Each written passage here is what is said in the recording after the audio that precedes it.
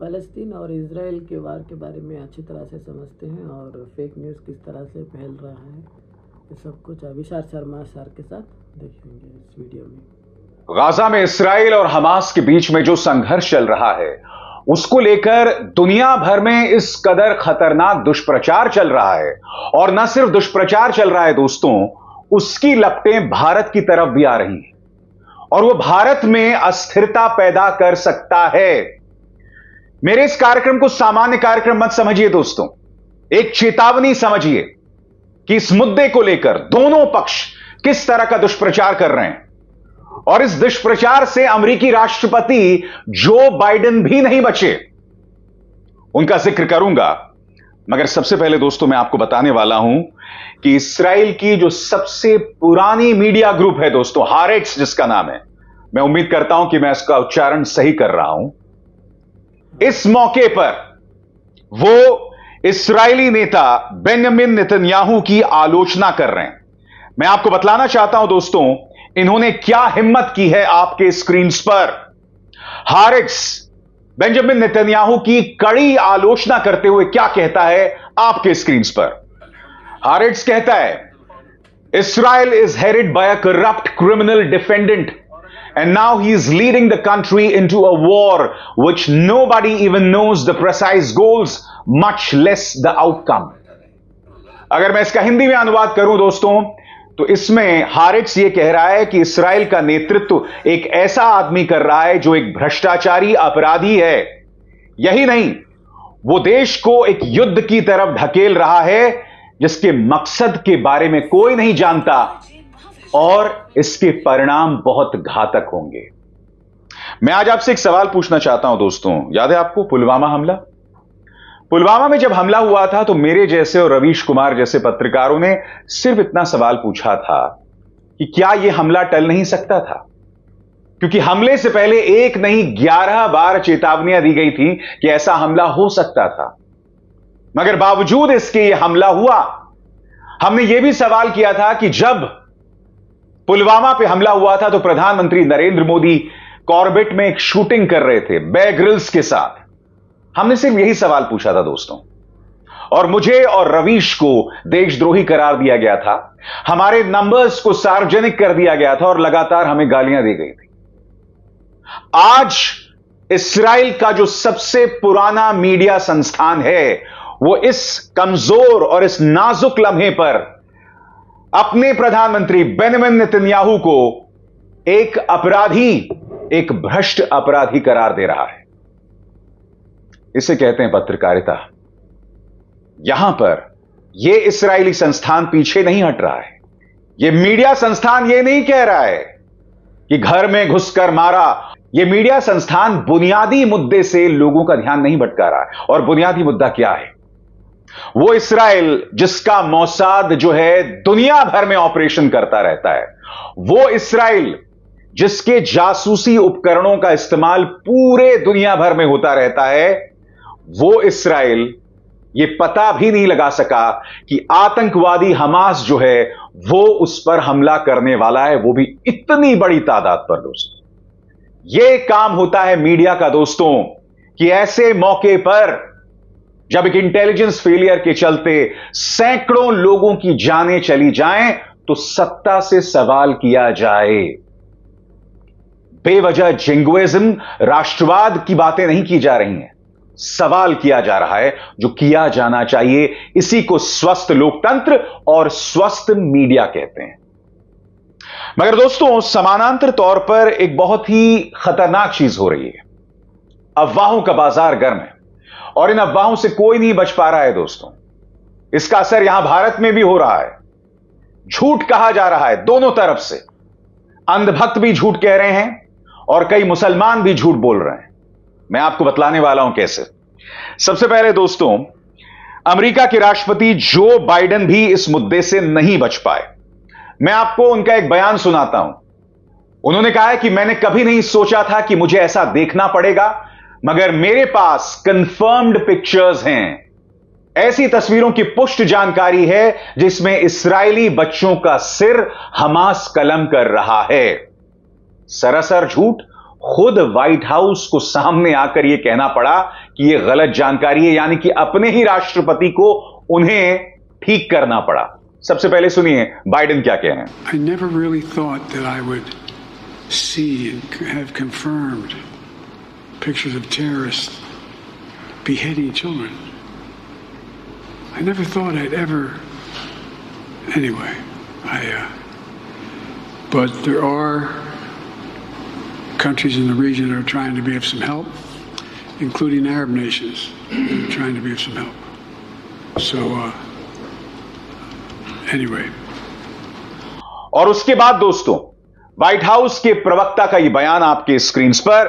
A White House spokesperson later clarified that US officials and the president have not seen pictures or confirmed such reports independently.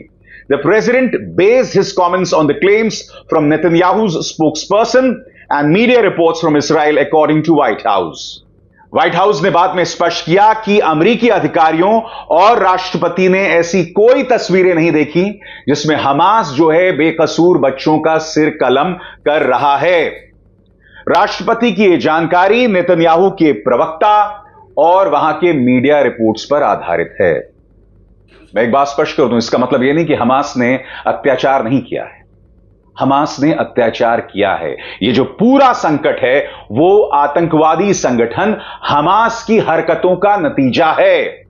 CNN दिखाता हूं दोस्तों मैं आपको, पहले झूठी खबर और उसके बाद हकीकत आपके स्क्रीन पर।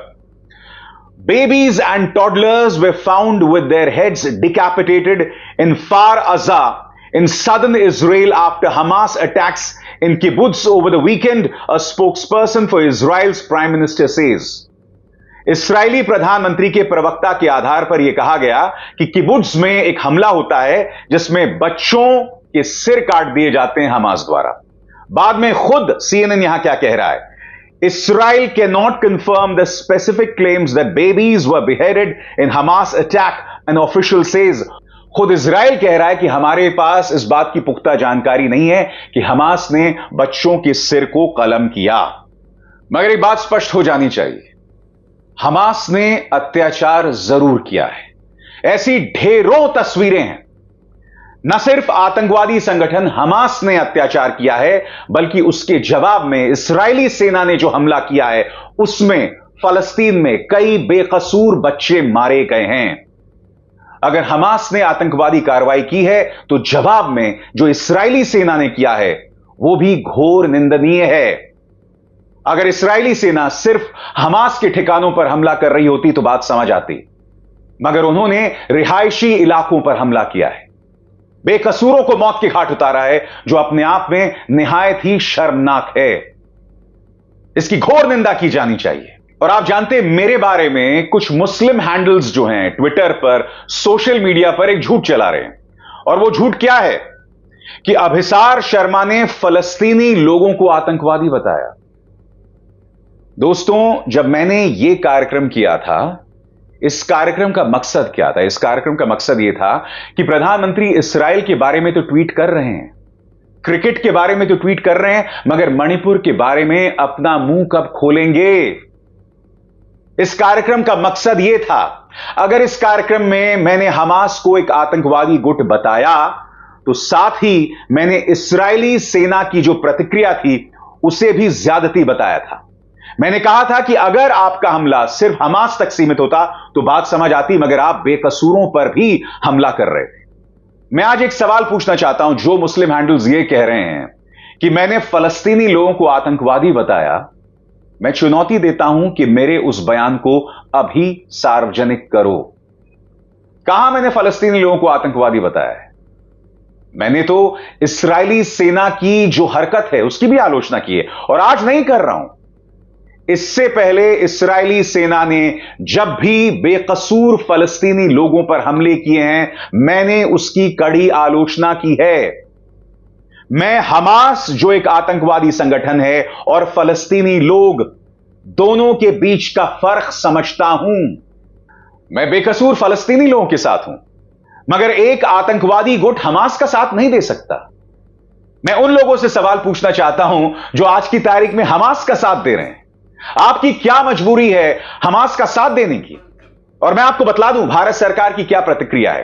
भारत सरकार ने अपनी प्रतिक्रिया में हमास के हमले को एक आतंकवादी हमला बताया है, मगर साथ ही क्या कहा है कि एक स्वतंत्र फलस्तीनी राज्य के प्रति हम अपना समर्थन जतलाते हैं। यानी कि फलस्तीनी लोगों के संघर्ष के साथ भारत सरकार अब भी बना हुआ है, और आज से नहीं, कई सालों से, नरसिम्हा राव से लेकर, देवेगौड़ा से लेकर, अटल बिहारी वाजपेयी से लेकर, मनमोहन सिंह से लेकर, और अब हमेशा से भारत ने स्वतंत्र फलस्तीनी राज्य और वहां की जनता का साथ दिया है। जहां तक हमास की बात है दोस्तों, हमास को लेकर अब तक भारत सरकार ने उस पर कोई पाबंदी नहीं लगाई है। आधिकारिक तौर पर जहां तक मैं जानता हूं, हमास को भारत ने आतंकवादी गुट घोषित नहीं किया है। संयुक्त राष्ट्र में भी हमास की भूमिका को लेकर एक असमंजस है, एक कंफ्यूजन है। हालांकि हमास को कई देश आतंकवादी गुट कहते हैं, मसलन अमेरिका, ब्रिटेन, यूरोपीय यूनियन और जापान। हमास जो कर रहा है वो एक आतंकवादी हरकत है, मगर फॉर गॉड सेक मेरे बारे में झूठ बोलना बंद कीजिए। मैंने देखा कुछ लोग ये कह रहे हैं कि भाई अभिसार शर्मा इस्लाम विरोधी है, यानी कि अब तक अंधभक्त मुझे हिंदू विरोधी कह रहे थे, देश विरोधी कह रहे थे, अब दूसरे पक्ष के अंधभक्त मुझे इस्लाम विरोधी कह रहे हैं। तुम लोगों की मंशा क्या है भाई? मंशा क्या है तुम्हारी कि इंसान जो है वो बोलना बंद कर दे, इंसान जो है वो सांस लेना बंद कर दे? और तुम लोगों को क्या लगता है कि तुम्हारे दुष्प्रचार, तुम्हारे झूठ से मैं डर जाऊंगा? मैं फिर दोहरा दूं, फलस्तीनी लोग जो संघर्ष कर रहे हैं, जैसा कि मेरे सरकार की नीति है, उस संघर्ष के साथ मैं हूं। अगर मेरी सरकार ने हमास की कार्रवाई को एक आतंकवादी हमला बताया है तो मैं उसके साथ हूं। हमास ने जो किया है वो शर्मनाक है।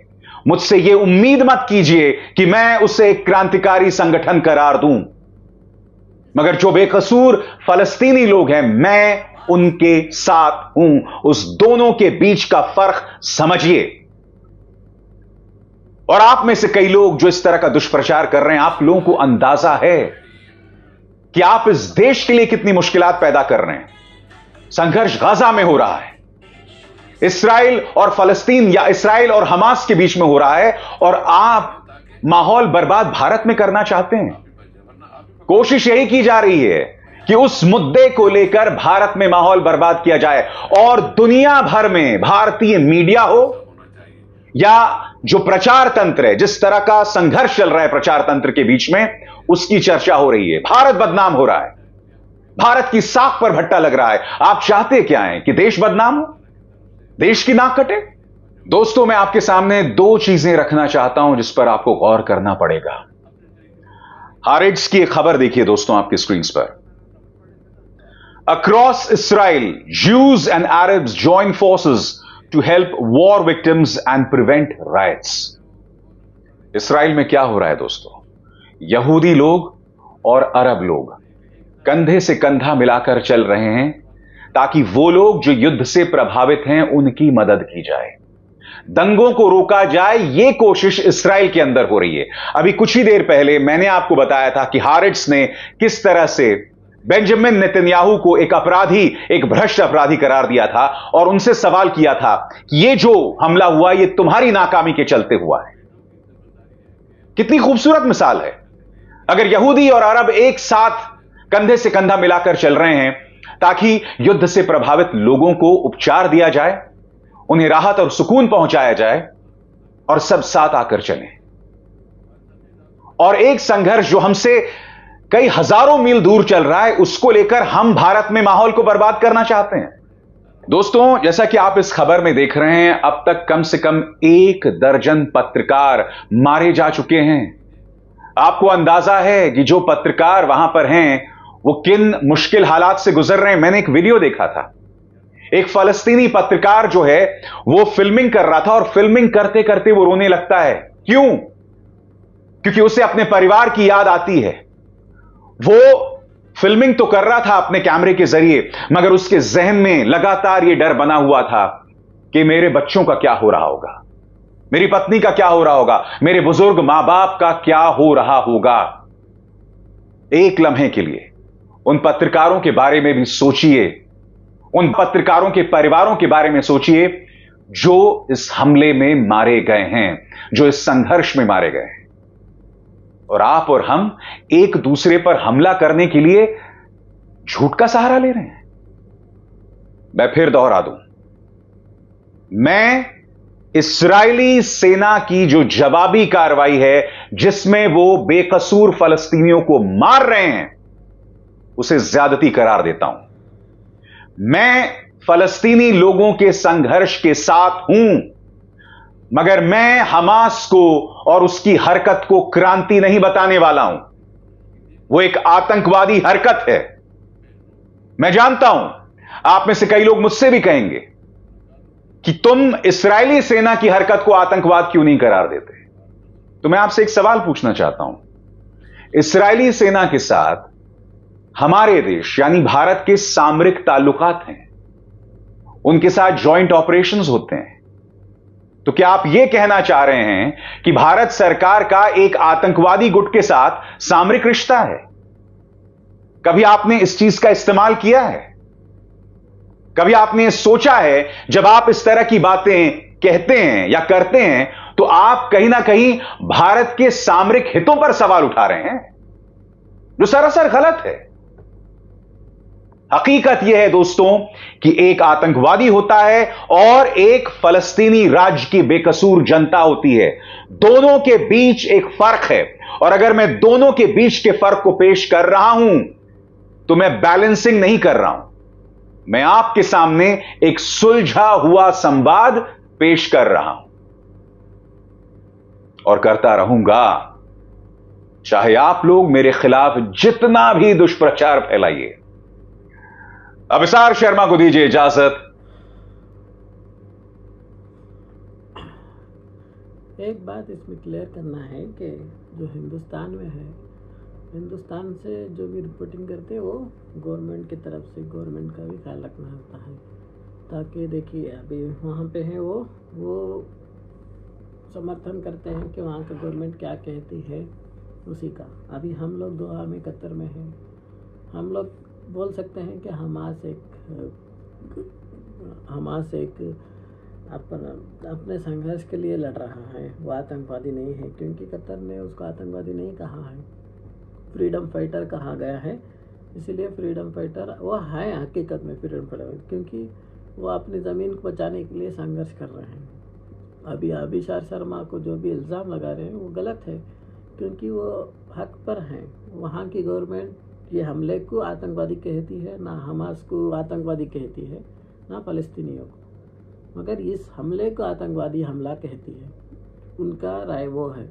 अभी इजराइल से रिश्ते अच्छे हैं इंडिया के, तो इजराइल को सपोर्ट करना पड़ता है उनको, और फ़लस्तीनियों के साथ भी खड़े हैं इंडिया की गवर्नमेंट। इसको लेकर कोई हमें दो राय नहीं रहना चाहिए। दूसरा, झूठ फैला रहे हैं उसके बारे में भी बोल रहे हैं, हमास के बारे में बोल रहे हैं कि बच्चे को कत्ल किया, वो तो गलत, बहुत गलत बात है। वो तो नहीं किए हैं हमास ने, मगर जितने लोगों को किडनैप किए हुए हैं, जो पकड़े हुए हैं, वो भी गलत है, मगर कहीं ना कहीं उनकी एक चाल है कि अपने लोगों को छुड़ाने की। और यहाँ पर इजराइल की बहुत बड़ी नाकामी सामने आई है, उसकी कमज़ोरी भी पकड़ी गई है दुनिया भर में। उसका नाम था, वो बदनाम हुआ है, और वो हमेशा गलत है, हर जगह गलत है। हम बोल सकते हैं हर जगह गलत है।